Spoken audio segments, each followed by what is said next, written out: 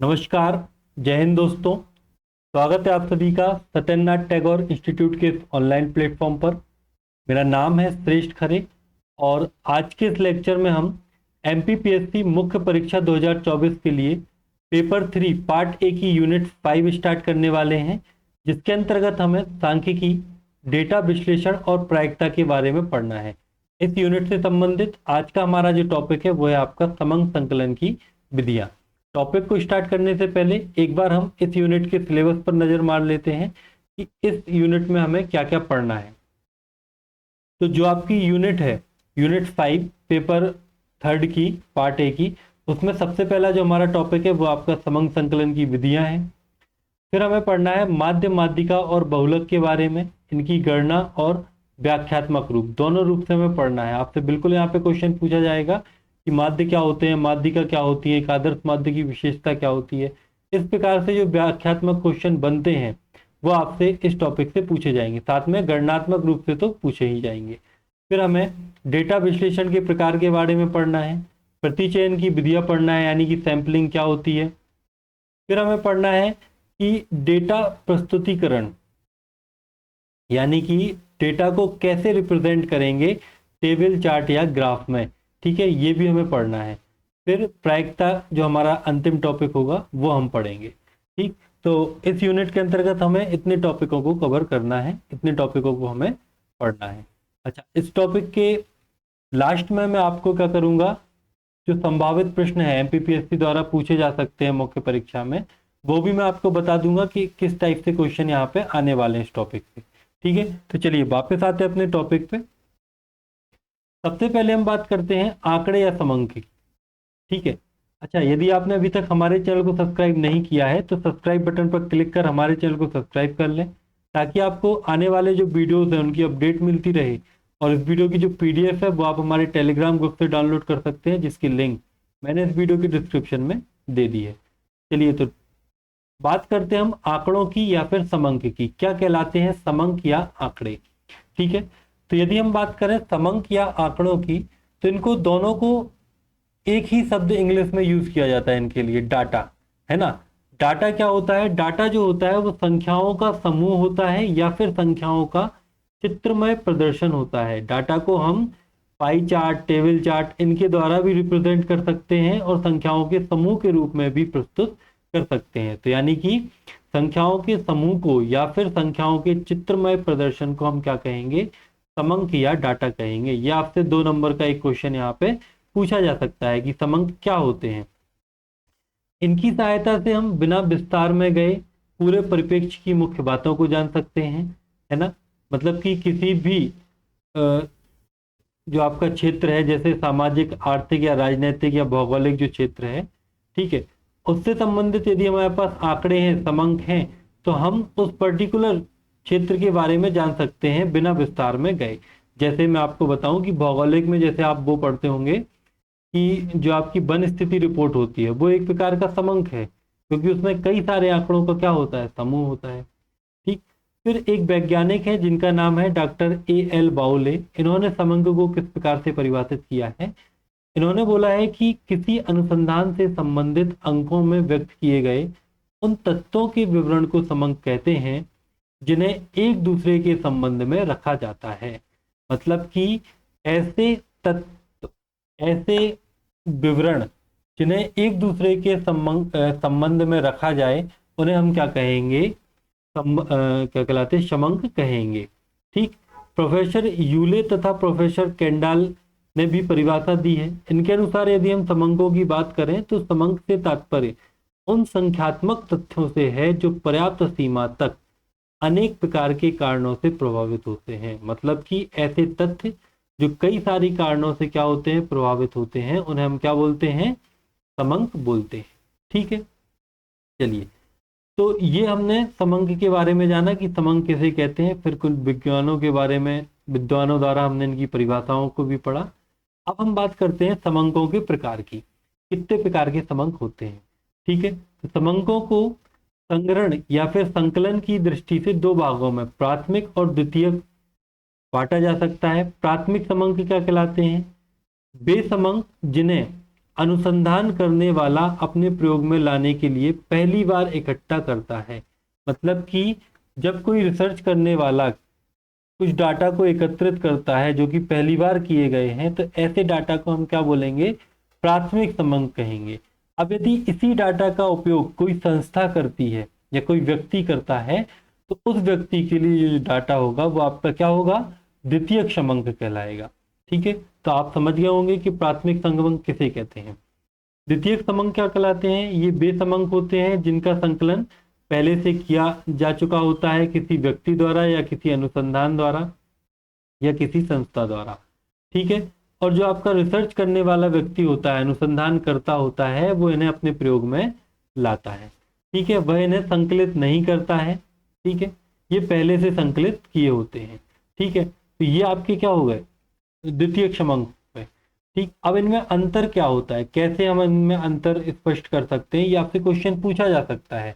ठीक है, एक तो मैंने आपको बताया कि आपसे पूछ लेगा वो समंक क्या होते हैं 2 नंबर में, फिर आपसे पूछ लेगा प्राथमिक समंक या फिर द्वितीयक समंक, फिर आपसे इस टाइप से भी क्वेश्चन पूछ लेगा कि प्राथमिक एवं द्वितीयक समंक में अंतर स्पष्ट कीजिए। ये आपसे 2 नंबर में और 7 नंबर में क्वेश्चन पूछा जा सकता है। चलिए हम चर्चा कर लेते हैं कि प्राथमिक और द्वितीयक समंक किसे कहते हैं। तो देखो, प्राथमिक समंक और द्वितीयक समंक में हम जो अंतर है वो किस प्रकार से व्यक्त कर सकते हैं, निम्न आधारों पर। जैसे समंक की प्रकृति, जो आपके प्राथमिक समंक होते हैं ये मौलिक होते हैं। मौलिक का मतलब क्या होता है कि इनमें पूर्णता क्या होती है, ओरिजिनलिटी होती है। ठीक है, क्योंकि ये अनुसंधानकर्ता द्वारा स्वयं ही एकत्रित किए जाते हैं। जबकि द्वितीयक समंक जो होते हैं ये मौलिक नहीं होते हैं, क्योंकि ये किसी संस्था द्वारा पहले से किए जाते हैं। जब हम इनका उपयोग करते हैं तो हमें इनमें जांच करनी पड़ती है कि ये मौलिक है या नहीं है। फिर व्यय और बचत की यदि हम बात करें, तो प्राथमिक समंकों के संकलन में अधिक धन लगता है, अधिक समय लगता है और अधिक श्रम भी लगता है, साथ ही अधिक बुद्धि का प्रयोग भी करना पड़ता है। जबकि जो द्वितीयक समंक है ये बोरो किए जाते हैं, मतलब उधार लिए जाते हैं, तो इनमें ना तो ज्यादा समय लगता है, ना धन लगता है और ना ही श्रम लगता है। इनका उद्देश्य क्या हो सकता है, तो इनका उद्देश्य अनुसंधान के अनुकूल होता है, जबकि ये जो है ये किसी अन्य उद्देश्य को लेकर एकत्रित किए जाते हैं। यदि हम बात करें इनके स्रोतों की, तो इन्हें अनुसंधान करता स्वयं एकत्रित करता है जा जाकर। जबकि जो आपके जो समंक होते हैं, मतलब कि जो द्वितीयक समंक होते हैं, ये व्यक्ति अथवा संस्थाओं द्वारा पूर्व में संकलित होते हैं। सावधानी क्या होती है कि इनका प्रयोग करने में अधिक सावधानी बरतने की आवश्यकता नहीं होती है। क्यों नहीं होती भाई सावधानी करने की आवश्यकता, क्योंकि ये जो आंकड़े हैं ना, ये किसी व्यक्ति द्वारा घर घर जाकर एकत्रित किए गए हैं, यानी कि प्रत्यक्ष रूप से एकत्रित किए गए हैं। ठीक है, तो ऑब्वियसली ये क्या होंगे, सही। जबकि जो द्वितीयक समंक है ये पहले से एकत्रित किए जा चुके हैं। हो सकता है इनमें कोई त्रुटि हो, तो इनको उपयोग करने से पहले हमें क्या करना पड़ता है, जांच करना पड़ता है। ठीक है, तो ये आपके प्राथमिक एवं द्वितीयक समंक में क्या हो गया, अंतर हो गया। अब हम बात करते हैं हमारे मुख्य टॉपिक की कि समंकों के संकलन की कौन सी विधियां हैं। ठीक है, चलो, तो जो समंक होते हैं, समंक को संकलन या फिर संगणन के आधार पर 2 प्रकार की विधियां हो सकती हैं। जैसे आपकी प्राथमिक समंकों के संकलन की विधियां ले लो, और दूसरी आप क्या ले सकते हैं, द्वितीयक समंकों के संकलन की विधियां। प्राथमिक समंकलों के संकलन की विधियां में कौन कौन सी हैं, तो पहली आती है आपकी प्रत्यक्ष या व्यक्तिगत अनुसंधान, दूसरी आती है आपकी अप्रत्यक्ष या फिर मौखिक अनुसंधान, तीसरी होती है आपकी स्थानीय स्रोतों या संवाददाताओं द्वारा सूचना प्राप्त करना। ठीक, फिर चौथी आपकी होती है सूचना देने वालों अर्थात सूचकों द्वारा प्रश्नावली भरवाकर सूचनाएं प्राप्त करना। ठीक है, अभी प्रश्नावली क्या होती है ये मैं आपको अभी विधि पढ़ाऊंगा तो बताऊंगा। फिर प्रगणकों द्वारा अनुसूचियां भरवाकर भी हम क्या कर सकते हैं, प्राथमिक समंकों को एकत्रित कर सकते हैं। तो ये इतने प्रकार की यहाँ पे विधियां हमें देखने को मिलती हैं। तो सबसे पहले हम बात करते हैं प्रत्यक्ष या फिर व्यक्तिगत अनुसंधान की।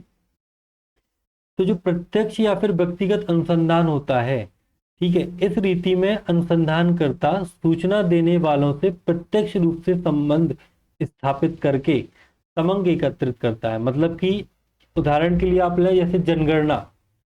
जनगणना कैसी होती है? जो अनुसंधानकर्ता होते हैं, मतलब कि जनगणना वाले जो होते हैं व्यक्ति, वो घर घर गांवों में शहरों में जाते हैं, हर व्यक्ति के बारे में जानकारी लेते हैं।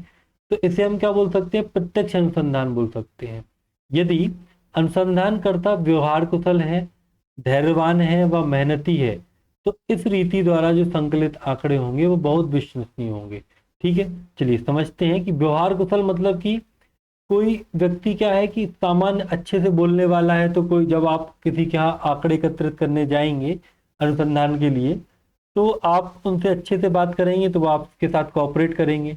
यदि आप धैर्यवान हैं, ठीक है, मान लो कहीं गए, उसने गेट ही नहीं खोला, या फिर वो बताने से क्या कर रहा है, हिचकिचा रहा है, तो आप उसको समझाएं, धैर्य रखें वहां पे। ऐसा नहीं कि आप वहां से निकल आए। या फिर आप मेहनती नहीं है, ठीक है, मतलब जैसे कि कुछ व्यक्ति होते, बोलते चलो ठीक है अब यहाँ क्या जाए, दो चार घर हो गए बहुत है, बाकी अपन ऐसे ही लिख देंगे, है ना। तो ये सारी चीजें होनी चाहिए। मतलब यदि अनुसंधानकर्ता जो है वो व्यवहार कुशल है और धैर्यवान है और मेहनती है, तो जो आंकड़े एकत्रित किए जाएंगे ना वो बहुत ही विश्वसनीय होंगे। अब इनकी उपयोगिता के बारे में हम बात कर लेते हैं।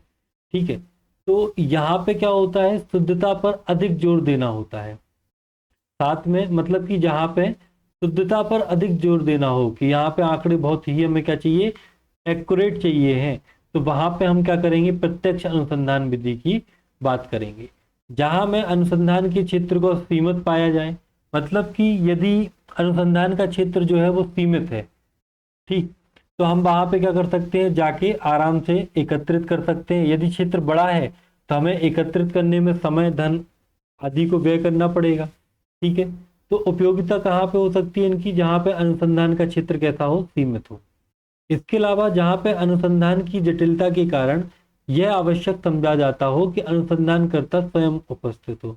मतलब कि कुछ ऐसे भी आंकड़े होते हैं जहाँ पे हमें खुद जाके लेना पड़ता है। जब ऐसी स्थिति आती है तो हम क्या करते हैं, प्रत्यक्ष व्यक्तिगत अनुसंधान का प्रयोग करते हैं।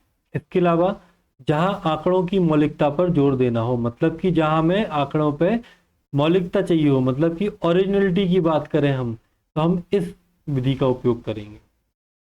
ठीक, अब इस विधि के कुछ गुण होते हैं। आप कैसे लिखेंगे, क्वेश्चन किस प्रकार से आएगा? क्वेश्चन आएगा कि आंकड़ों से संबंधित, या फिर आपसे आएगा कि प्राथमिक समंकों के संकलन की प्रत्यक्ष अनुसंधान या फिर प्रत्यक्ष व्यक्तिगत अनुसंधान विधि को समझाइए, इसकी उपयोगिता, गुण एवं दोषों को भी लिखिए। ठीक है, इस प्रकार से क्वेश्चन आएगा। तो उपयोगिता के बारे में मैंने आपको बता दिया, फिर आप गुण बताएंगे। गुण में क्या बताएंगे? गुण में आप बता देंगे कि उच्च स्तरीय शुद्धता होती है। मतलब कि क्यों होती है उच्च स्तरीय शुद्धता? क्योंकि अनुसंधानकर्ता क्या होता है, स्वयं उपस्थित रहता है। ठीक है, अनुसंधानकर्ता संकलन के समय क्या होता है, स्वयं उपस्थित रहता है, इसलिए आंकड़ों में उच्च स्तरीय शुद्धता पाई जाती है। मौलिकता भी होती है। लोचदार, मतलब कि यह प्रणाली लोचदार है क्योंकि अनुसंधानकर्ता आवश्यकता अनुसार प्रश्नों में क्या कर सकता है, हेर फेर कर सकता है। सजातीय व तुलनीयता भी इसमें देखने को मिल सकती है ना, कि मतलब कि एक से आंकड़े आ रहे हैं वो भी देख सकते हैं आप। क्यों? क्योंकि हो सकता है कि जैसे अपन मान लो जनगणना करने गए तो किसी घर में सामान्य व्यक्ति हो, तो हो सकता है कि दो लोगों के आंकड़े एक से भी मिले आपको। साथ में अनुसंधान करता अपने निरीक्षण में ही सूचना देने वाले के लिए सातत्यता की क्या कर लेता है, जांच भी कर सकता है इसमें। तो ये इसके क्या होते हैं, गुण होते हैं। फिर इसके कुछ दोष भी हैं, जैसे कि विस्तृत क्षेत्रों के लिए यह अनुपयुक्त है, ये केवल सीमित क्षेत्रों के लिए है। इसके बाद व्यक्तिगत पक्षपात भी। अब जैसे मान लो कि कोई व्यक्ति है, वो अपने होम टाउन में मान लो अनुसंधान कर रहा है, किसी व्यक्ति के साथ उसका क्या है, बैर है, या फिर किसी व्यक्ति के साथ उसकी लड़ाई है, तो वो उसके आंकड़ों में क्या कर सकता है, एक प्रकार से पक्षपात भी कर सकता है। तो ये भी हमें देखने को मिलता है, जो इसका एक दोष है। फिर इसके बाद समग्र की विशेषताओं का प्रकट ना होना, मतलब जो आपके आंकड़े हैं वो एक सीमित क्षेत्र के हैं, ठीक है, उसमें सारे क्षेत्र की जानकारी प्राप्त नहीं है, इसलिए इसको क्या बोलते हैं आप, समग्र की विशेषताओं का प्रकट ना होना। ठीक। फिर समय एवं धन का अधिक व्यय, ये मैंने आपको बताया था, है ना, कि इसमें क्या होता है, समय भी ज्यादा लगता है, धन भी ज्यादा लगता है, और जब समय धन ज्यादा लगेगा तो अनुसंधान में क्या होगा, विलंब होगा। तो ये इसके दोष हो गए।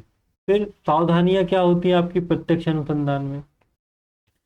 पहली सावधानी तो यही है कि जो अनुसंधान करता है ये व्यवहार कुशल हो, परिश्रमी हो और धैर्यवान होना चाहिए।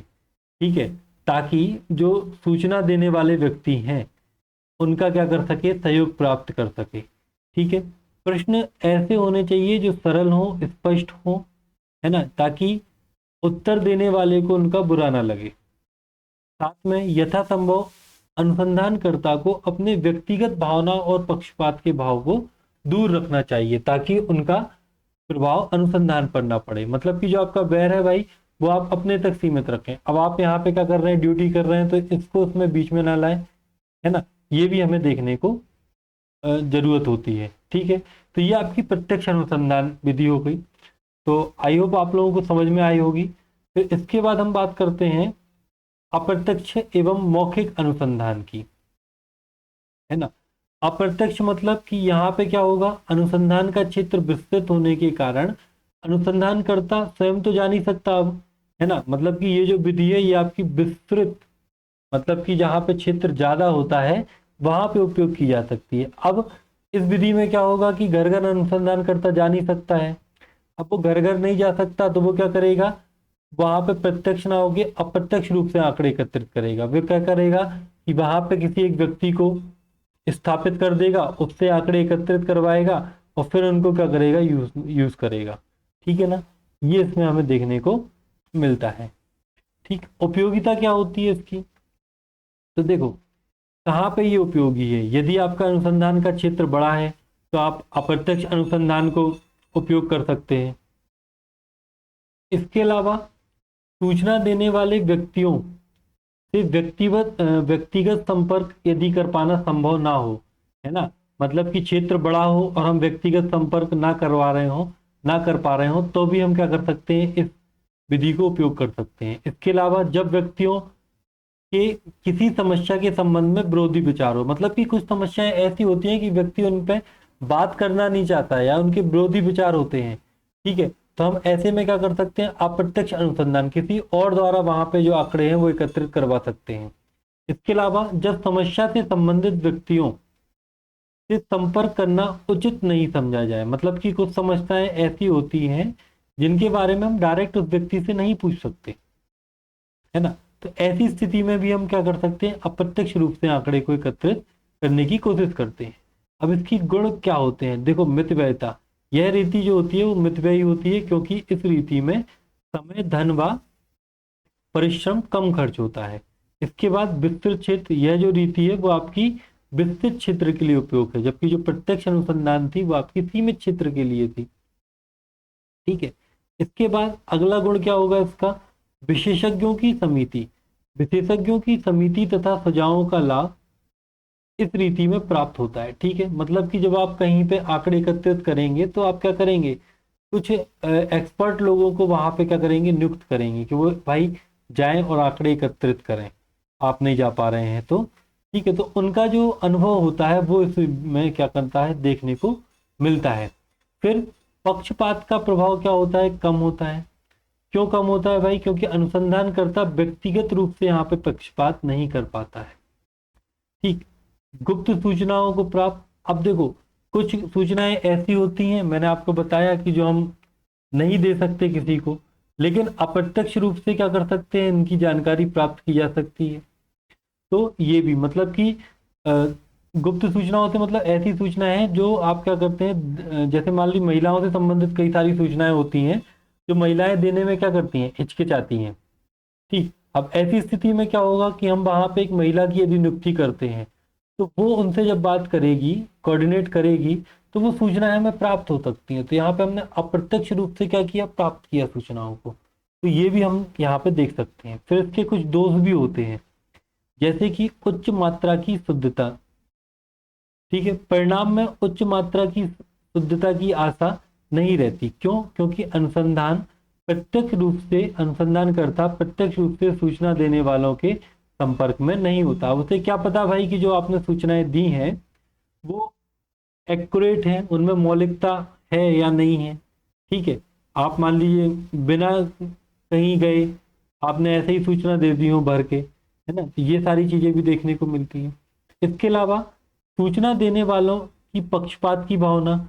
अब हो सकता है कि सूचना देने वालों में पक्षपात हो, व्यक्तिगत रूप से पक्षपात तो चलो ठीक है, हट गया यहाँ पे क्योंकि अनुसंधानकर्ता स्वयं नहीं जा रहा, लेकिन जो सूचना देने वाले हैं उनमें क्या हो सकता है, पक्षपात हो सकता है। ठीक, तो ये भी यहाँ पे अपने को देखने को मिलता है।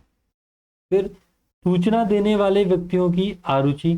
ठीक है, जिन व्यक्तियों को सूचना एकत्रित की जाती है, जिन व्यक्तियों से जो सूचना अपन एकत्रित कर रहे हैं, वे प्रश्नों के उत्तर देने में लापरवाही बरतते हैं क्योंकि उनका निजी हित या अहित प्रत्यक्ष रूप से इस प्रश्न में नहीं होता है। ठीक है, मतलब कि उनका कोई निजी हित तो है नहीं है, तो वे क्या कर सकते, लापरवाही बरत सकते। तो ये भी हमें देखने को मिलता है।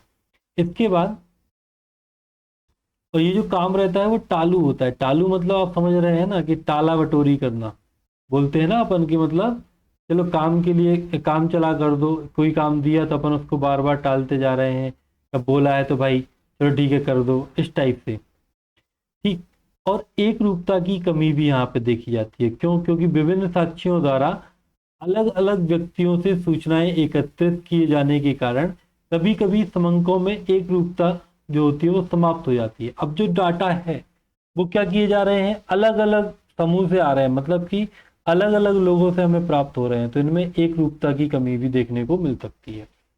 अब सावधानियां क्या बरतनी चाहिए, जिनकी सहायता से आंकड़े एकत्रित किए जा रहे हों उनकी बात पर बिना पुष्टि किए हुए विश्वास नहीं करना चाहिए। मतलब कि जब आंकड़े आप प्राप्त करें तो कम से कम एक बार क्या कर लें, पुष्टि कर लें कि जो जो आंकड़े हमें मिल रहे हैं क्या वास्तव में वो आंकड़े सही हैं।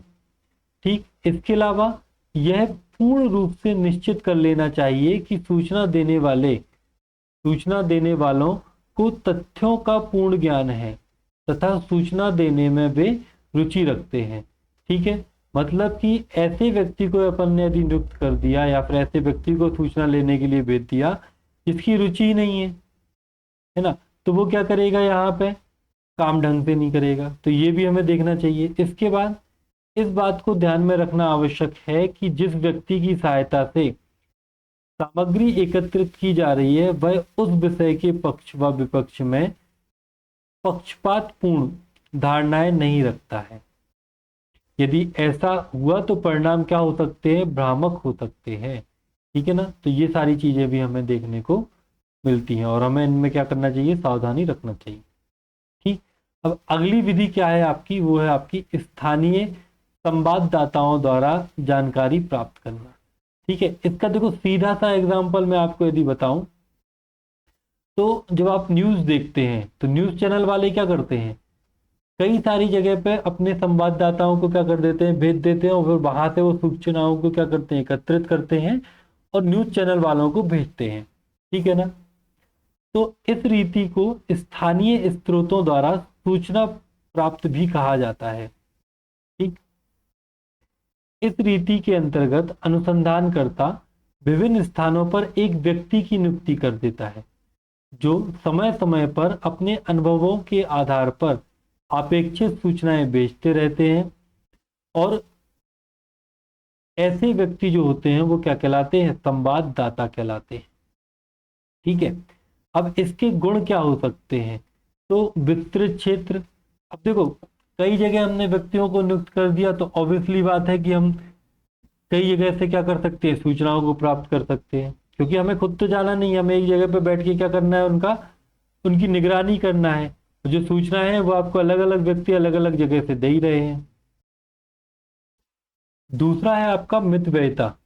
ठीक है, मितव्ययिता से मतलब क्या है कि इस रीति में धन समय व श्रम की क्या होती है, बचत होती है। क्यों? क्योंकि अलग अलग जगह से अलग अलग व्यक्ति दे रहे हैं, एक व्यक्ति को प्रत्यक्ष रूप से वहां नहीं जाना पड़ रहा। ठीक है, मान लीजिए कोई सूचना आपको केरल से लेके आना है, केरल वाले क्षेत्र में जाना है तो आप पहले दिल्ली से केरल जाएंगे, फिर वहां से वापस आके सूचनाएं देंगे। ऐसे में धन, समय और श्रम की क्या होगी, अपव्यय होगा ना इनका। ठीक है, तो इस वाली जो आपकी जो संवाददाता वाली जो जानकारी है, इससे आप क्या कर सकते हैं, इन सब की बचत कर सकते हैं। नियमितता, अब देखो क्या होता है कि जैसे एक व्यक्ति एक बार गया, वो थक गया, कल फिर से जाना है, नहीं जा पा रहा, तो ऐसी स्थिति में क्या होगा कि जो सूचनाएं हैं वो डेली डेली प्राप्त नहीं हो पाएंगी, रोज रोज प्राप्त नहीं हो पाएंगी, है ना, एक अंतराल में प्राप्त होंगी। तो ये भी चीज यहाँ पे देखने को मिलती है कि इस वाली सूचना से हमें नियमितता मिलती है। ठीक है, निरंतर रूप से हम सूचनाओं को प्राप्त कर सकते हैं। फिर इसके दोष क्या होते हैं, दोष में पहले ही वही है कि मौलिकता का अभाव। यदि संवाददाता अपने अनुमान को ही अधिक महत्व देकर सूचनाएं भेजता है तो उनमें मौलिकता की क्या हो सकती है, कमी हो सकती है ना। कि मतलब जो संवाददाता है वो अपने आप में ही घटनाएं बना रहा है और सूचनाओं को भेज रहा है कि ऐसा हो सकता है, वैसा हो सकता है ना, ये होगा। ठीक है, तो ये सारी चीजें क्या हो सकती है, मौलिकता के अभाव को ला सकती हैं।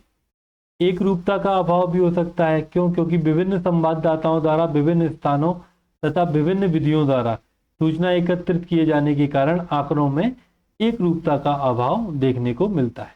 पक्षपात भी हो सकता है, संवाददाताओं के पक्षपात व पूर्ण धारणाओं के कारण निष्कर्ष क्या हो सकता है, अभिनत हो सकता है। ठीक है ना, मतलब कि वो किसी भी चीज के बारे में यदि पूर्ण धारणा है उनकी, ठीक, तो वहां पे क्या हो सकते हैं, निष्कर्ष क्या हो सकते हैं, गलत भी हो सकते हैं, उनमें पक्षपात हो सकता है। सूचना प्राप्ति में विलंब, कभी संवाददाता सूचना भेजने में इतनी देर कर देते हैं कि उस सूचना का महत्व ही खत्म हो जाता है। ठीक है, मान लीजिए जैसे कोई करंट का टॉपिक है, उसकी जरूरत आज है, आज उसको टेलीकास्ट करना है, लेकिन वो हमें डाटा कब मिल रहा है, वो हमें मिल रहा है 4 दिन बाद। जब तक वो कई सारे उन्होंने क्या कर दिया, टेलीकास्ट कर दिया कई सारे चैनलों ने। ठीक, तो यहाँ पे क्या हो गया, आपका सूचनाओं में विलंब हो गई और उसके महत्व भी कम हो गया। ठीक, इसके बाद क्या सावधानियां आप बरत सकते हैं, तो पहला तो निष्पक्ष, कुशल एवं अनुभवी तथा व्यक्तिगत धारणाओं की भावना से दूर रहने वाले व्यक्तियों को संवाददाता के रूप में हमें क्या करना है, नियुक्ति करना है।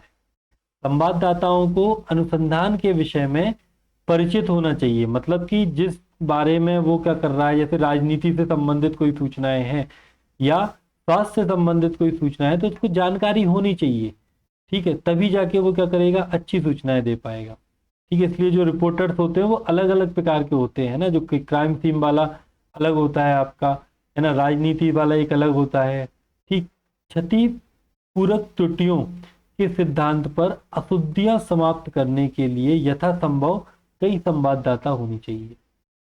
ठीक है, मतलब कि क्या होना चाहिए, त्रुटियों को जैसे एक कोई स्थान है, वहां पे आप एक से दो संवाददाता भी रख सकते हैं, क्योंकि यदि एक संवाददाता अपने को जो सूचनाएं दे रहा है और दूसरा भी वही दे रहा है, तो यहाँ पे जो त्रुटियां हैं वो कम है, यानी कि मतलब त्रुटियां है ही नहीं है, क्योंकि दोनों से सूचनाएं कैसी मिल रही है, हमें एक सी मिल रही है ना। तो यहाँ पे आप दो संवाददाताओं का यूज कर सकते हैं। इसके बाद संवाददाता ज्यादा आशावादी या निराशावादी नहीं होना चाहिए। ठीक है, तो ये इस विधि की क्या हो गई, कुछ सावधानियां हो गई। फिर सूचकों द्वारा प्रश्नावली भरवाकर सूचनाएं प्राप्त करना। ठीक है, सबसे पहले तो आप यही समझ लो कि प्रश्नावली होती क्या है।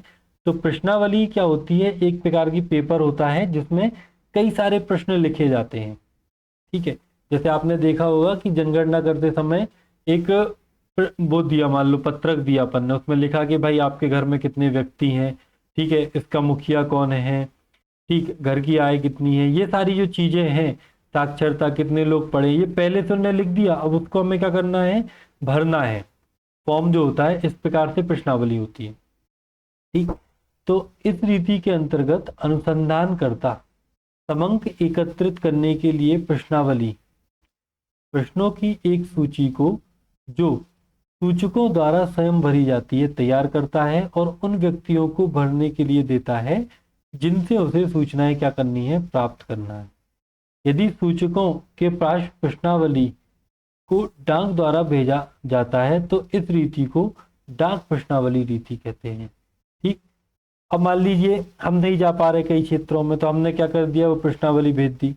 अब वहां से जो आपका देने सूचनाएं देने वाला व्यक्ति है, सूचक जो है, वो उसको क्या कर देगा, डाक द्वारा भेज देगा, क्योंकि वो एक पत्र तो ही है, उसमें जो पहले से निर्धारित प्रश्न लिखे हुए हैं उनको हमें भर के भेजना है। अब गुण क्या हो सकते हैं कि इसका यूज हम विस्तृत क्षेत्र में कर सकते हैं, इसमें मितव्ययिता होती है, साथ ही मौलिकता एवं विश्वसनीयता भी होती है यहाँ पे। ठीक है, इस रीति से प्राप्त समंक मौलिक एवं विश्वसनीय होते हैं, क्योंकि प्रश्नावली स्वयं सूचकों द्वारा भरी जा रही है ना, यहाँ पे दूसरा व्यक्ति नहीं भर रहा, स्वयं सूचक भर रहे हैं, तो यहाँ पे मौलिकता एवं विश्वसनीयता हमें देखने को मिल सकती है। ठीक है, फिर हम बात करते हैं दोष की, सीमित उपयोग। ठीक है, इस रीति का उपयोग केवल शिक्षित व्यक्तियों के बीच ही किया जा सकता है ना, ये बात भी भाई सही है कि इसका ये सीमित उपयोग है। क्यों? क्योंकि मान लो व्यक्ति शिक्षित ही नहीं है, तो वो कैसे उसको लिखेगा पढ़ेगा, है ना। अशिक्षित व्यक्ति जो होगा वो प्रश्नावली पढ़ सकता, क्या नहीं पढ़ सकता ना, तो ये भी हमें यहाँ पे देखने को मिलता है। अपर्याप्त एवं अपूर्ण सूचनाएं। अब क्या होता है कि कई बार प्रश्नावली जो रहती है उसमें कई लोग क्या करते हैं, उसमें पूरी जानकारी नहीं भरते हैं। क्यों? क्योंकि वो अपने मन से भर रहे हैं, उन पर कोई जोर जबरदस्ती नहीं की जा रही, ना उनको बताया जा रहा कि ये वाली जानकारी इंपॉर्टेंट है ना। तो अपूर्ण या अपर्याप्त सूचनाएं भी प्राप्त हो सकती हैं। सूचकों की अरुचि एवं भय। सूचकों की उदासीनता, अरुचि, आलस्य, भय, शंका आदि के कारण जो अनेक प्रश्न होते हैं उनके उत्तर भरे ही नहीं जाते। ठीक है, उन्हें उस बात का डर लगता है कि भाई, है ना, अब जैसे बैंक खाते से संबंधित कोई चीज जरूरी है, वो नहीं भरेगा। क्यों? क्योंकि उसमें के मन में डर रहेगा। ऐसे ही भ्रामात्मक निष्कर्ष हो सकते हैं, मतलब कि अधूरी सूचनाओं के कारण अनुसंधान के जो निष्कर्ष हो सकते हैं वो भ्रमात्मक हो सकते हैं। ठीक है, उनमें भ्रम हो सकता है। तो ये इस प्रणाली के क्या है, दोष है। विश्वसनीयता की कमी भी हो सकती है। ठीक है, इसके अलावा हो सकता है कि भाई हम थोड़ी ना देखने गए, उसने जो सूचनाएं भरी हैं वो मान लो गलत भर दी हो, फिर तो यहाँ पे ये भी देख सकते हैं अपन। प्रश्नावली पर निर्भरता। अब ऐसे में क्या हो गया कि जो अलग से प्रश्न पूछने हैं वो छोड़ो, ठीक है, आप क्या कर रहे हैं, उस प्रश्नावली पर निर्भर हैं, आपको जो उत्तर लिखने हैं या दो प्रश्न पूछने हैं वो आपको उसी में ही भरने पड़ेंगे। ठीक है ना, ये चीज हो गई। फिर सावधानियां। सावधानियां क्या क्या होनी चाहिए, तो सूचकों का सहयोग प्राप्त करना आवश्यक है। इसके लिए उन्हें अनुसंधान के उद्देश्य आदि के बारे में स्पष्ट रूप से बता देना चाहिए।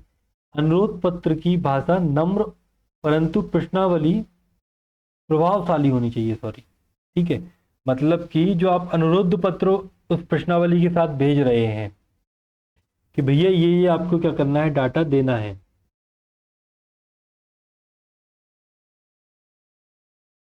जो डाटा आपको देना है वो कितना इंपॉर्टेंट है। ठीक है, मतलब कि किस लिए इंपॉर्टेंट है, क्या उसका उद्देश्य है, ये सारी चीज हम क्या कर सकते हैं, अनुरोध पत्र के माध्यम से सूचकों तक भिजवा सकते हैं। ठीक, प्रश्नावली सरल एवं स्पष्ट होनी चाहिए। पूछे गए प्रश्न इस प्रकार होने चाहिए कि जिससे सूचक की मानसिक, धार्मिक, सांप्रदायिक एवं सामाजिक आदि भावनाओं को ठेस न पहुंचे।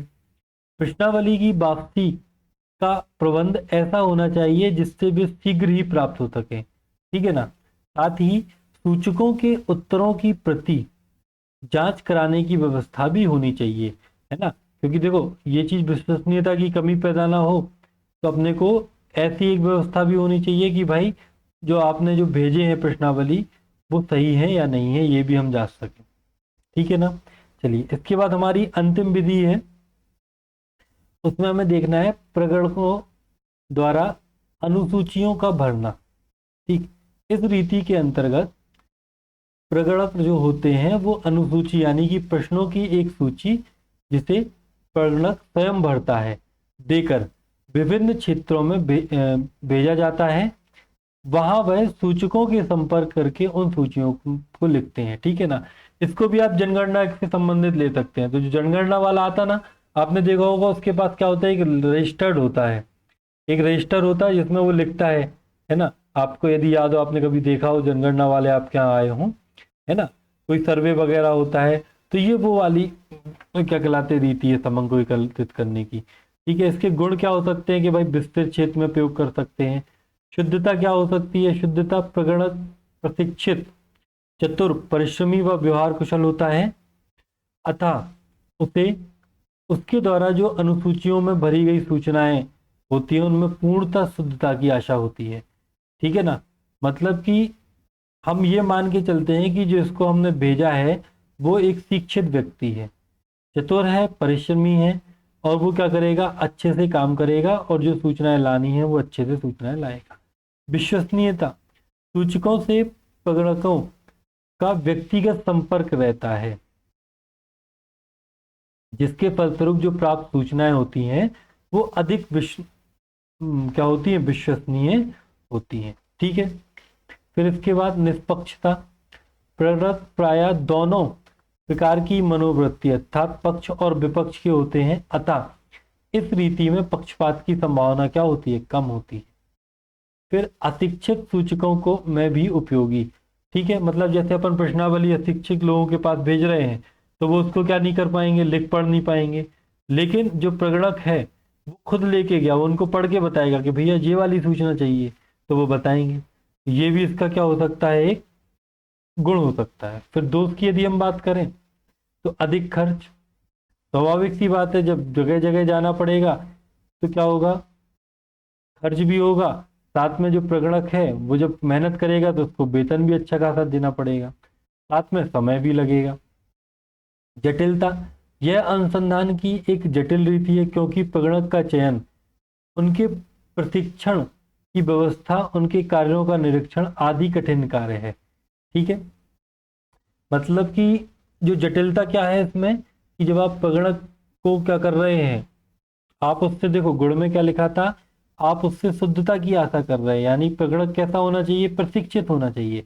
अब जब वो प्रशिक्षित है तो भाई उसको हर व्यक्ति, देखो मान लीजिए प्रशिक्षित होना एक बात अलग है, लेकिन उसको प्रशिक्षण देना पड़ेगा ना, शिक्षा है उसके पास, वो चीजों को समझ सकता है, लेकिन कैसे उसको लेना है इसका बकायदा क्या दिया जाता है, प्रशिक्षण दिया जाता है। ठीक है, तो ये चीज यहाँ पे जटिलता पैदा करती है। फिर पक्षपात की संभावना, यदि प्रगणक में पक्षपात की भावना हुई तो उसका प्रभाव निष्कर्ष को अविश्वसनीय बना देता है। आंकड़ों में विभिन्नता, प्रगणकों की चतुराई कुशलता आदि में भिन्नता होने के कारण जो आंकड़े होते हैं वो भिन्न भिन्न हो सकते हैं। ठीक है, हो सकता है कि कई लोग आंकड़े अच्छे से एकत्रित कर पाए, कई लोग नहीं कर पाए, है ना, ये भी डिपेंड करता है कि प्रगणक कैसा है।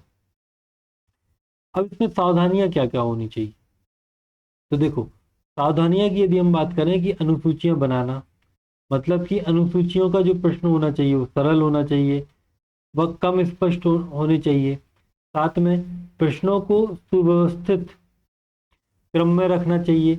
इन प्रश्न इस प्रकार के होने चाहिए जिससे सूचक की मानसिक, धार्मिक और सामाजिक जो भावना है वो ठेस ना पहुंचे। इसके अलावा एक अनुसूची को भरकर प्रगणक को नमूने के रूप में दे दिया जाना चाहिए। ये भी बहुत अच्छी बात है ना कि भाई पहले से आपको बता दिया कि देखो भैया ऐसे ऐसे भरना है ना, तो ऐसे भरवा के लाना। ठीक, तो ये इसमें हमें क्या करनी पड़ती है, सावधानियां बरतनी पड़ती हैं।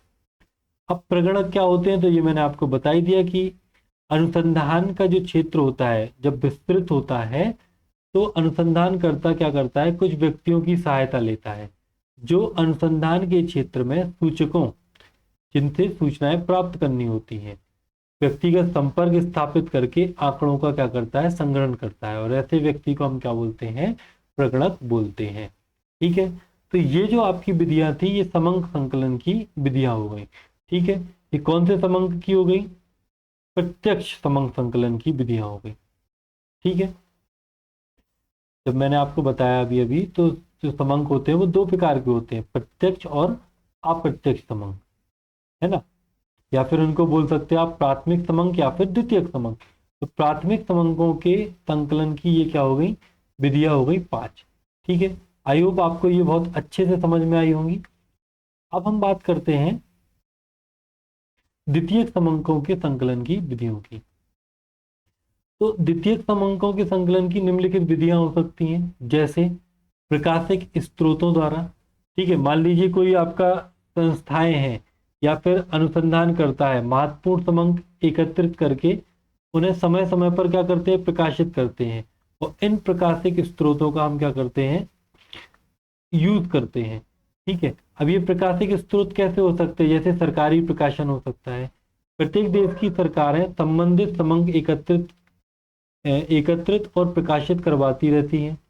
ये समंक बहुत विश्वसनीय और महत्वपूर्ण होते हैं। आजकल भारत में लगभग सभी मंत्रालय द्वारा अनेक प्रकार की सूचनाएं व समंक क्या करते हैं, प्रकाशित कराए जाते हैं।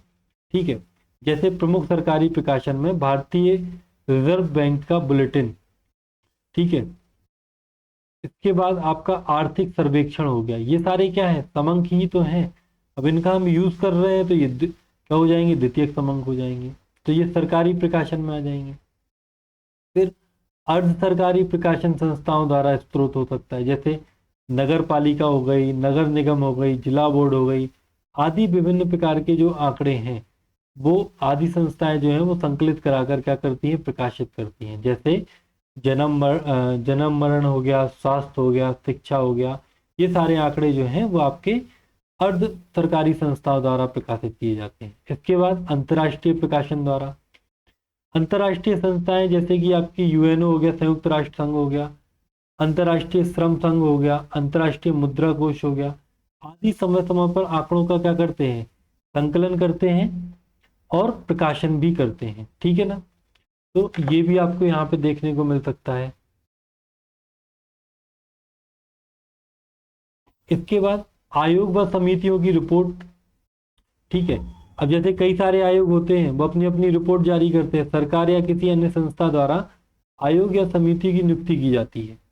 ठीक है, देश की विभिन्न समस्याओं के अध्ययन के लिए ये आयोग या समितियां क्या करते हैं, आंकड़ों का संकलन करते हैं और अपनी रिपोर्ट बनाते हैं। जैसे वित्त आयोग की रिपोर्ट हो गई, वेतन आयोग की रिपोर्ट हो गई, योजना आयोग की रिपोर्ट हो गई, है ना। ये सारी चीजें आपकी क्या आ जाएंगी, आयोग की रिपोर्टों में आ जाएंगी। फिर व्यापारिक व वित्तीय संस्थाओं का प्रकाशन, जैसे व्यापारिक परिषदें, जैसे भारतीय उद्योग व वाणिज्य संघ हो गया, जूट मिल्स एसोसिएशन हो गया आदि संस्थाएं। ठीक है, इसके अलावा हिंदुस्तान लीवर लिमिटेड हो गया, बिरला ग्रुप हो गया, टाटा एंड सन्स हो गया लिमिटेड हो गया। ठीक है, ये भी क्या करते हैं, अपने समंक स्थापित करते हैं, मतलब प्रकाशित करते हैं। फिर विश्वविद्यालय एवं शोध संस्थाओं के प्रकाशन, विश्वविद्यालय हो गया, रिसर्च ब्यूरो हो गया, व शोध संस्थाएं हो गए जैसे आईआईटी, आईआईएम, ये भी अपने रिसर्च का करते हैं, प्रकाशित करवाते हैं। तो ये भी द्वितीयक समंक हो गया, क्योंकि उनका एकत्रित किसी के द्वारा किया जा रहा है, उसको प्रकाशन के बाद वो द्वितीयक समंक हो जाएंगे। फिर समाचार पत्र एवं पत्रिकाएं, बहुत से पत्र पत्रिकाएं अनेक प्रकार के आंकड़ों को एकत्रित करके प्रकाशित करती है, जैसे इकोनॉमिक टाइम दैनिक, ठीक है, दी फाइनेंशियल एक्सप्रेस, ये आदि जो पेपर्स हैं ये पत्र पत्रिकाएं जो हैं। ठीक है, ये हो गए। इसके बाद द्वितीयक समंक जो होते हैं इनके प्रयोग में हमें क्या क्या सावधानियां रखनी चाहिए। ठीक है ना, तो इस बात पे हम चर्चा कर लेते हैं। तो देखो, जो द्वितीयक समंक होते हैं इनमें अनेक समंक जो होते हैं त्रुटिपूर्ण हो सकते हैं, इसलिए द्वितीयक समंक का प्रयोग करने से पूर्व उनकी विश्वसनीयता, उपयुक्तता की पर्याप्त रूप से क्या कर लेनी चाहिए, हमें जांच कर लेनी चाहिए। ठीक है, मतलब कि जो हमें समंक मिले हुए हैं क्या वो सही है या नहीं है, ये हमें क्या कर लेना चाहिए, जांच लेना चाहिए। ठीक, इसके अलावा पिछले अनुसंधान की या फिर पिछले अनुसंधानकर्ता की योग्यता भी हमें देख सकते हैं। जैसे कि जिस अनुसंधानकर्ता द्वारा ये जो समंक हम यूज कर रहे हैं द्वितीयक समंक के रूप में, वो एकत्रित किए गए हैं, उसकी योग्यता क्या थी, उसकी कार्य क्षमता क्या थी। ठीक है, साधना व ईमानदारी पर विचार कर लें। ठीक है, यदि अनुसंधानकर्ता योग्य व ईमानदार तथा पक्षपात रहित होगा तो ये समंक होंगे वो कैसे होंगे, विश्वसनीय होंगे। अनुसंधान का प्रकार एवं संग्रहण करने की रीति, आंकड़ों को एकत्रित करने की जो रीति है, संग्रहण की जो रीति है, ठीक है, वो भी हमें देख लेनी चाहिए कि किस रीति से ये आंकड़े लिए गए हैं। क्योंकि जब भी हमने आंकड़े प्राथमिक समंकों की जो विधियां पढ़ी हैं उसमें कहीं ना कहीं कुछ दोष हैं, है ना। तो इन चीजों पे भी हमें क्या कर लेना चाहिए, देख लेना चाहिए। ठीक है, तो ये आपका क्या हुआ, समंक संकलनों की विधियां हुई, जिसमें हमने प्राथमिक समंकों के संकलन की 5 विधियां पढ़ी और फिर द्वितीयक समंकनों के संकलन के बारे में भी हमने जाना। अब हम बात कर लेते हैं कि इस पर्टिकुलर टॉपिक से आपको परीक्षा में कैसे क्वेश्चन देखने को मिल सकते हैं। तो यदि हम बात करें 2 अंक के प्रश्नों की, तो उसमें आपसे वो पूछ सकता है सीधा सीधा क्वेश्चन, समंक किसे कहते हैं, प्राथमिक समंक क्या है, द्वितीयक समंक क्या है, प्राथमिक एवं द्वितीयक समंक में अंतर, प्राथमिक समंकों के संकलन की किन्हीं 3 विधियों के नाम लिखिए, प्रत्यक्ष व्यक्तिगत अनुसंधान की उपयोगिता बताइए, कोई 3 उपयोगिताएं आप बता सकते हैं, प्रत्यक्ष व्यक्तिगत अनुसंधान के दोष, ठीक है, लिखिए, या फिर अप्रत्यक्ष मौखिक अनुसंधान में सावधानियां क्या होती है ये बताइए, ठीक है। इसके अलावा द्वितीयक समंकों के संकलन की कोई 3 विधियां बताइए। तो ये सारे क्वेश्चन जो हैं वो आपसे अति लघु उत्तरीय में पूछ सकता है। इसके बाद दीर्घ उत्तरीय में प्राथमिक एवं द्वितीयक समंकों में अंतर, ये आपसे 7 नंबर में पूछ सकता है, सॉरी लघु उत्तरीय में। फिर प्राथमिक समंक को एकत्रित करने की प्रत्यक्ष अनुसंधान तथा अप्रत्यक्ष मौखिक अनुसंधान विधियों के गुण व दोष बताइए। समंक संकलन की संगणना, ठीक है, मतलब जो संगणक विधि है और क्या कहलाते निर्देशन विधि है, उसके गुण व दोषों की क्या कीजिए, तुलना कीजिए, ठीक है। इसके अलावा द्वितीय समंक क्या होते हैं, द्वितीय समंकों को अगले अनुसंधान में प्रयोग करते समय क्या सावधानियां ली जानी चाहिए, ये भी आपसे पूछा जा सकता है क्वेश्चन। प्रगणक जो होते हैं द्वारा अनुसूचियों को भरवाते समय किन सावधानियों को ध्यान में रखना चाहिए, ये भी एक क्वेश्चन है। द्वितीय समंक क्या होते हैं, इनके प्रमुख स्रोत बताइए और इनके उपयोग से पहले क्या सावधानियां हो सकती हैं। इसके बाद आप दीर्घ उत्तरीय प्रश्न देख लो। पहला तो यही पूछ लेगा कि सांख्यिकी संकलन या फिर सांख्यिकी सामग्री के संकलन में प्रयुक्त विभिन्न रीतियों के बारे में बताइए, ठीक है। फिर आपसे पूछ लेगा कि प्राथमिक समंक किसे कहते हैं, प्राथमिक समंक के संकलन से संबंधित प्रत्यक्ष अनुसंधान विधि को समझाइए। तो यहाँ पे आपको गुण, दोष, उपयोगिता, सावधानियां सब कुछ बताना है। फिर द्वितीय समंक के संकलन में प्रयुक्त विधियां क्या हो सकते हैं, विधियां कौन कौन सी हैं ये बताइए, इनको विस्तार से समझाइए, है ना। तो इस प्रकार से आपसे क्या कर सकता है, वो क्वेश्चन पूछ सकता है, ठीक है। तो आई होप आपको ये जो टॉपिक है बहुत अच्छे से क्लियर हो गया होगा, है ना। और ये जो नोट्स हैं वो आपको टेलीग्राम में मिल जाएंगे। वीडियो को देखने के लिए आपका बहुत बहुत धन्यवाद। कल हम मिलते हैं एक नए टॉपिक के साथ, जिसमें हम पढ़ेंगे आपका माध्य किसे कहते हैं और माध्य के की गणना किस प्रकार से की जा सकती है, ठीक है। इस बारे में हम पढ़ेंगे, ठीक है। तो जब तक के लिए जय हिंद, जय भारत।